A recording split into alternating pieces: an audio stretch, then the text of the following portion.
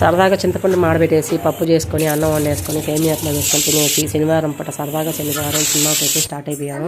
Saturday కాబట్టి ఎలాగో non veg తినాము, ఎలాగో వెజ్జే కాబట్టి ఇంకా ఇంట్లోనే చేసేసాను. వెళ్ళేటప్పటికి లేట్ అయిపోతుందని చెప్పేసి అప్పటికప్పుడు వండుకోవాలంటే ఒక 1 అవర్ పడుతుంది కదా, అప్పుడు దాకా పిల్లలు ఆగరని చెప్పేసి ఇంట్లోనే వండుకొని స్టార్ట్ అయిపోయాము. మొత్తానికైతే ఫస్ట్ టైము ముఖేష్ యాడ్తో మూవీ చూసామన్నమాట.